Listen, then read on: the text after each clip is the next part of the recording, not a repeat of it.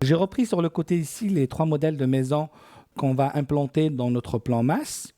Je vous rappelle que ces 3 maisons, nous les avions dessinées dans l'exercice sur les rectangles et les polylignes dans les leçons précédentes. Et là, on les a et on va essayer de les remettre. Alors, pour les mettre, on va tout simplement utiliser la commande copier. Là, je vais copier cet objet-là pour le mettre ici.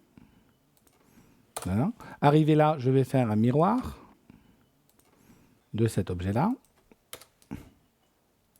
Et dans ce cas-là, j'ai besoin d'effacer les objets sources, donc je vais répondre par oui. Voilà. Je peux refaire un miroir ici, choix des objets là. Par rapport à ça, je réponds par oui. Je vais faire une copie maintenant. On pourrait faire aussi du réseau hein, sur les 3 éléments qui sont là. J'ai pas tout pris. Je vais copier de là. Voilà. Je valide de ce point-là à ce point-là, à ce point-là, par exemple, à ce point-là, etc. Et vous pouvez implanter l'autre maison en faisant des rotations pour les retrouver ici. Copier celle-là ici, ici, lui faire aussi des rotations. Cet exercice va vous permettre justement de vous exercer sur les outils de modification, rotation, miroir, pour placer l'ensemble des maisons.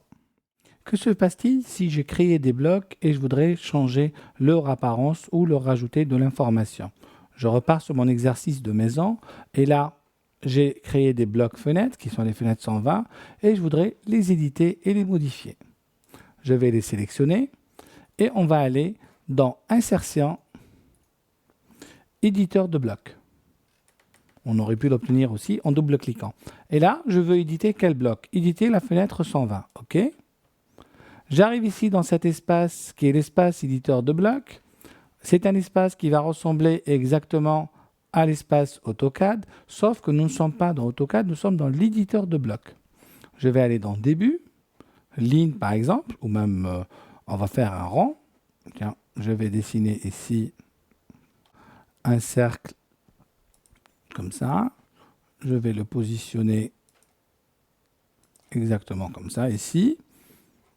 Je peux dessiner toujours dans le début, je vais copier ce bloc-là, le prendre par son milieu, accrochage objet milieu, voilà, pour le mettre, bouton droit, je modifie l'accrochage objet, je vais prendre milieu entre 2 points, entre celui-là et celui-là, je vais ajuster ici, je vais rajouter un montant plein, je vais ajuster ici, je valide, je supprime ça. Je vais faire, à la limite, je vais faire un miroir. Tous les outils que j'avais sur AutoCAD sont disponibles ici. Je peux supprimer, je peux faire un miroir. Choix de l'objet, celui-là, par exemple, celui-là et celui-là. Je valide, je prends par le milieu, j'active Ortho ici, je fais Entrer, etc. Voilà, j'ai modifié la forme de mon bloc. Je vais faire... Là, je peux intervenir sur les propriétés, etc. Fermer l'éditeur de blocs. Il me dit enregistrer les modifications dans fenêtre 120. Je vais enregistrer. Et automatiquement, toutes les occurrences, toutes les fenêtres 120 de mon dessin ont été mis à jour. L'éditeur de blocs me permet justement d'éditer un bloc déjà inséré. L'éditeur de blocs permet aussi de créer ce qu'on appelle les blocs dynamiques. Une fois que nous avons abordé les propriétés d'objets, donc les propriétés couleur, type de ligne, épaisseur de ligne, nous avons regardé précédemment pour les codes tout c'était leurs propriétés et on avait de la géométrie des objets au départ. La palette propriétés prend ici tout son sens. Je sélectionne la palette propriétés ici que je peux ancrer par exemple dans mon dessin. À chaque fois que je sélectionne un objet, je vais retrouver ici l'ensemble des informations de cet objet-là. Entre autres, je vois que cet objet-là appartient au calque mur, qu'il a la couleur du calque, qu'il a un type de ligne cachée, qu'il a une géométrie ici, des dimensions, etc. N'hésitez pas à tout moment à utiliser cette palette des propriétés pour modifier des propriétés d'objets. Encore une fois qu'on a déterminé les propriétés d'objets, vous avez dans AutoCAD la sélection rapide. La sélection rapide étant tout simplement une sélection par propriété. Vous voyez ici, si je veux sélectionner tous les objets appartenant au calque mur, Je fais OK et je retrouve ici tous mes objets qui appartiennent au calque mur. Si je veux sélectionner ici type d'objet, je veux par exemple toutes les cotes d'Orient égales à du calque ou appartenant au calque cote par exemple. OK. Et là, j'en ai 3. 3 éléments sélectionnés, il me le précise en bas. Dans un dessin, par exemple, où vous avez des figures géométriques, je vais dessiner un cercle ici. Je peux lui dire aussi, sélection rapide, je veux sélectionner tous mes cercles appartenant au calque, ou tout simplement, ayant un rayon égal à, supérieur à, inférieur à, inférieur à. On va rentrer une valeur, je ne sais même pas si mes objets sont dans cette valeur-là. Je fais OK, et effectivement, j'ai 4 cercles ici qui sont inférieurs à la valeur 12. Donc la fenêtre propriété sélection rapide va nous permettre tout simplement de faire une sélection par propriété d'objet. Si vous avez un certain nombre d'objets à sélectionner dans un dessin, posez-vous la question, qu'est-ce qu'ils ont en commun? Une fois qu'on a déterminé ce qu'ils ont en commun, nous pourrions utiliser la sélection rapide ici ou via la palette propriété pour pouvoir les sélectionner.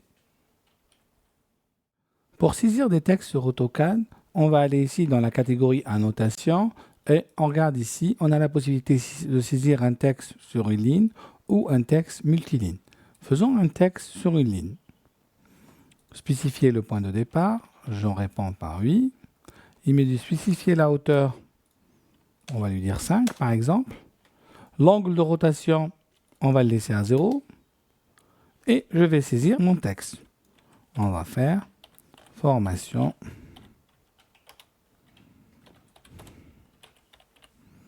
AutoCAD. À partir de là, je fais Échappe et j'ai terminé. Mon texte ainsi saisi, si je le prends, je vais aller dans les propriétés, dans ma palette propriétés, ces attributs, et je regarde ici, j'ai mon texte, le style de texte est standard, il est justifié gauche, et j'ai les informations. Passons ici au texte multiligne. Donc là, il me prouve premier point. Deuxième point, j'ai créé un pavé texte. Et regardez en haut, on a basculé automatiquement dans un onglet qui s'appelle éditeur de texte, dans lequel je vais pouvoir choisir mon style de texte, ma police, la justification du texte, etc. Alors, on va taper un texte, donc formation.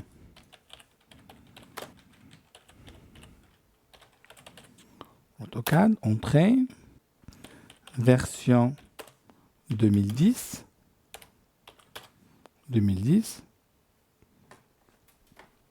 etc.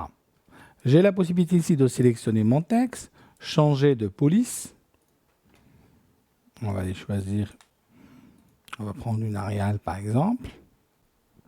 La possibilité que j'ai de mettre en majuscule ou de basculer en minuscule, de revenir en majuscule, mettre du gras, de l'italique, du souligné, la justification de mon texte au centre, au milieu, etc.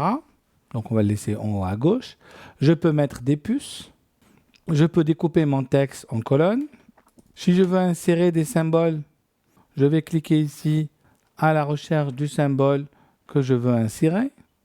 Je vais faire autre. Là, je trouve ma tablette de symboles. On va faire un R.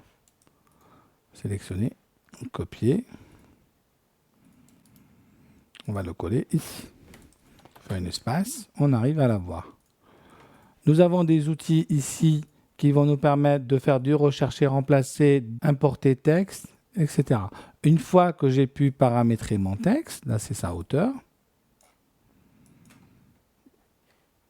on dit plus grand, je vais fermer mon éditeur de texte, ici, je ferme l'éditeur de texte et mon texte est ainsi inséré.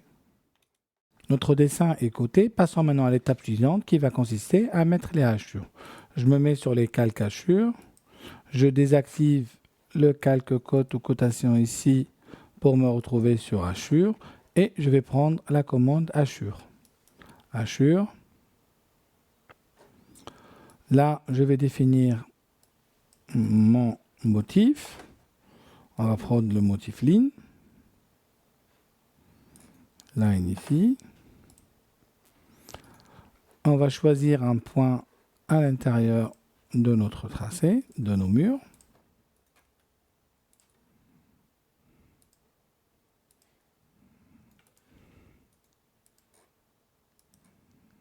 Voilà, je valide. On se fait un petit aperçu pour voir. Alors, échappe pour revenir à ma fenêtre. Je vais leur donner un angle de 45. On va les espacer un peu, 1.5. Aperçu. Je vais rajouter l'échelle et je fais OK. Et voilà les hachures de mon dessin qui sont déjà faites. Dans le cas des fichiers PDF, on a des options supplémentaires qui vont nous aider dans l'insertion et la mise en page de ces fichiers PDF. Premier élément à voir, c'est la notion de calque sous-jacent. Mon fichier PDF, quand il a été créé, contenait déjà 3 calques, 0, axe et maison. C'est un fichier qui a été dessiné sur AutoCAD. Et en l'exportant, j'ai aussi exporté ces calques. J'ai la possibilité ici de masquer un calque. Vous voyez ici, je viens de masquer les maisons et on voit ici que les parcelles. Calque sous-jacent, je vais réafficher le calque, donc le rendre actif. Donc nom de la référence, c'est plan de masse. Ici, c'est valable uniquement pour les PDF. Et je fais OK. Je viens de faire réapparaître les calques. Je peux aller gérer le fait que les calques sous-jacents du PDF soient actifs ou inactifs. Le cadre du PDF, je vais pouvoir aussi le gérer ici. Là, je suis affiché le cadre tracé, afficher une pas tracée ou masquer le cadre. Dans ce cas-là, le cadre a été masqué. Dernière chose importante et pas des moindres, c'est la possibilité que j'ai de m'accrocher aux objets du calque PDF pour pouvoir dessiner. L'accrochage aux objets sous-jacents, ce qu'ils appellent ici l'accrochage au calque sous-jacent, peut être actif ou désactif. Là, je vais le rendre actif. Ce qui voudrait dire que si je mets mon PDF en fond de calque et je dessine par-dessus, je pourrais m'accrocher aux objets. Vous voyez là, je m'accroche au centre, je m'accroche à l'extrémité, je m'accroche ici, je peux m'accrocher tangent A, milieu A, etc. Et j'ai réellement mes accrochages ici qui vont apparaître. Ce qui voudrait dire que si je récupère des fonds de plan en format PDF, j'ai la possibilité d'exploiter les propriétés vectorielles et géométriques de ces objets-là. Je peux bien sûr, dans Insertion, comme on l'a vu, ici, désactiver l'accrochage. Et à ce moment-là, si je me remets à dessiner une ligne, je ne peux pas m'accrocher. Il n'y a pas d'accrochage objet ici.